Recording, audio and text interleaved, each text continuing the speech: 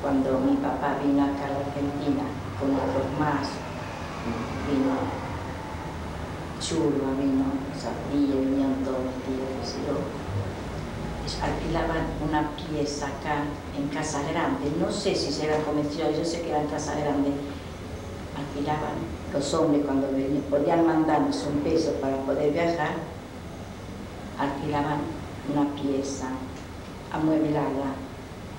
Cuando nosotros vinimos, me acuerdo, dijimos, otra vez barco, porque nos estábamos tan acostumbrados. En el barco, antes de llegar a la Argentina, bajamos unos días en Beirut. Sí. Y me acuerdo, nos gustaba el pan de Beirut porque era un pan rico, era diferente a que comíamos pan turco allá, porque allá se acostumbraba, todo lo hacían las mujeres, el pan casero, el pan turco, así todo. Pero ahí el pan era diferente en Beirut. ¿Se acuerda algo de las condiciones del viaje? Mira, las condiciones no las recuerdo porque ya te digo, era muy niño, muy padre para informarme respecto a eso, pero de acuerdo a lo que me informaba mi familia, ¿no? Mi madre, mi padre, mis abuelos, que vivían acá allá en la Argentina, decían que se vivía muy modestamente allá. No sé si había necesidades o no, en esto no podía definirlo porque realmente no estaba capacitado como para hacerle esa pregunta. Sabía que ellos vinieron acá, estaban contentos porque tenía mis tíos, tenía toda la familia en aquel entonces. Después de otra cosa decir de allá no conozco nada porque francamente me quería acá en la República Argentina y no, ¿qué es lo que... ¿Y en Siria le quedó algún familiar? Allá en Siria quedó mis abuelos de parte de mi padre, pero nunca volvimos a verlos, ¿no? Y tenía primos hermanos, todo. Mi padre vino solo, casi prácticamente dejó toda su familia allá en su país de origen. Acá en la República Argentina tenía solamente el núcleo de parte de mi madre nada más. Pero allá se quedó la madre, el padre. ¿Y nos podría contar cómo era su vida allí en el norte de África? Bueno, yo desciendo de padres que nacieron en Tetuán, que Tetuán era una ciudad eminente, o sea, la colectividad que había era toda descendiente de los judíos que fueron expulsados de España, la Inquisición, sí. Y llegaron allí al norte de Marruecos y una parte se instaló allí en Tetuán y ellos conservaron todas las costumbres de, digamos, españolas, sí. Hasta el idioma, el que se llamaba allí ladino o jaquetía, se llamaba allí en Tetuán. Y después, en el año 1860, tal es así, que llegaron los españoles y encontraron a gente que hablaba el castellano y eran los judíos que habían conservado el idioma durante 300 y pico de años, en ese momento 350 años. Y después mis padres, en ese momento, digamos, los muchachos cuando hacían bar mitzvah, como allí en Marruecos había muy poquito trabajo, se venían a hacer la América y mi papá se fue a Caracas. Pero siempre volvían a casarse con la chica de Tetuán. Nuestra enseñanza estaba en la familia, ¿En la primaria había idioma, por ejemplo? No, los españoles no hablaban idioma. Ellos yo no sé por qué los turcos. En cambio los árabes, los siris, yo siempre se lo decía a mi papá, ¿por qué no nos enseñan? Ellos prácticamente tenían que enseñarnos turco. No les gustaba, no querían, tuvieron malas vivencias. Fíjate vos que cuando venían acá no le ponían pasaporte de Turquía. Comité sefaradí, nada más ponían. O sea que cuando venían todos sin documento. Cuando llegó la época para jubilarse, ninguno se pudo jubilar como turco. Tuvieron que recurrir a artimañas de hacer mentiras de otros países, otros testigos, porque no los quiso reconocer el gobierno. todos se pelearon en la embajada, pero no hubo caso. ¿Podrías contarnos sobre las costumbres que quedaron en tu vida?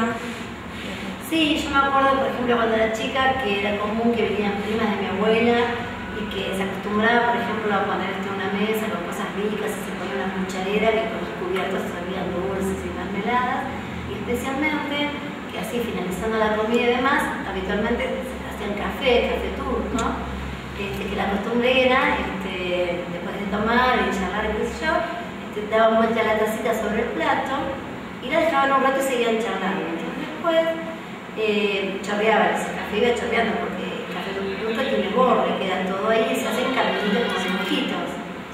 Y después siempre había alguna, las primas de mi abuela, que le iba a ahorrar el café y realmente no sabían cómo, ni ella creía, pero adivinaba, era un montón de cosas que estaban pasando a las amigas, ¿no?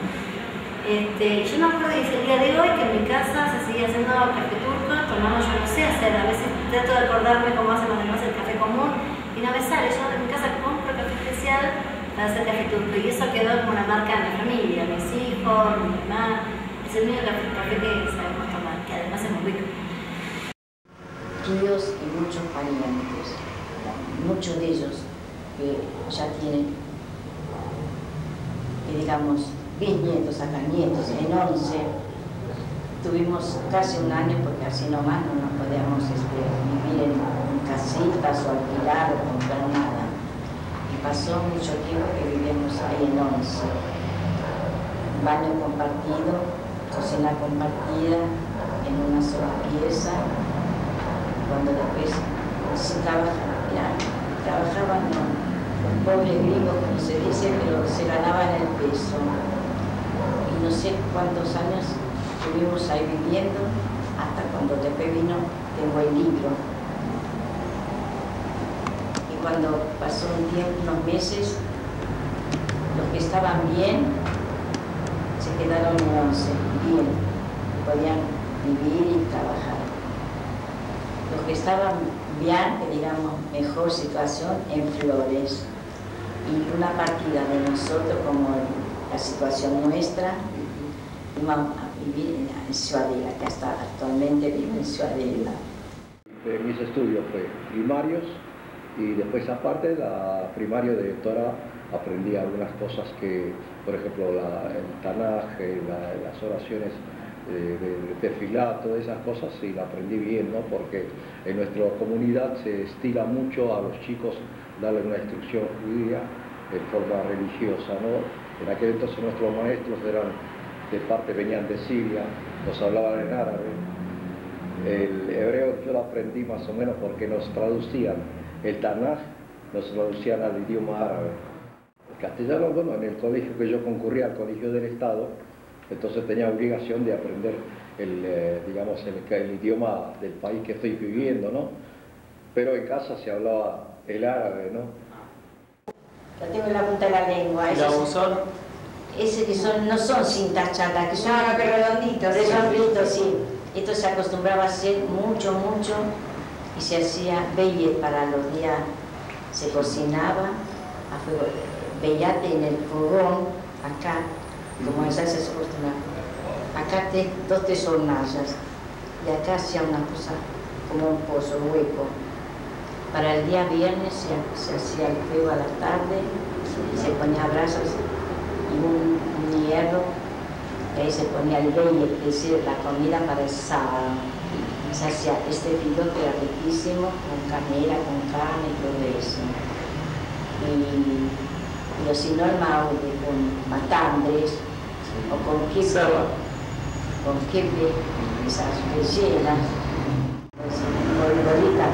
Pero hoy en día se avivaron las mujeres, lo hacen pelotita maciza, pero yo hasta ellas aprendí a hacerlo de chica. Las pelotitas rellenas, chiquititas así como bolitas rellenas. ¿En tu casa cómo lo hacen? Ahora bolitas rellenas. Yo ya me delicia. Me acuerdo, por ejemplo, como hablaba mi abuela venía ahí donde estudió el idioma oficial era el turco, y el turco es un idioma nada que ver con el castellano. Sin embargo, los judíos que vivían en ciertos barrios de allá de Esmirna hablaban el castellano antiguo, el judaísmo que le decían. Y pero en Argentina, claro, se manejaba muy bien con ese idioma porque era muy parecido al castellano.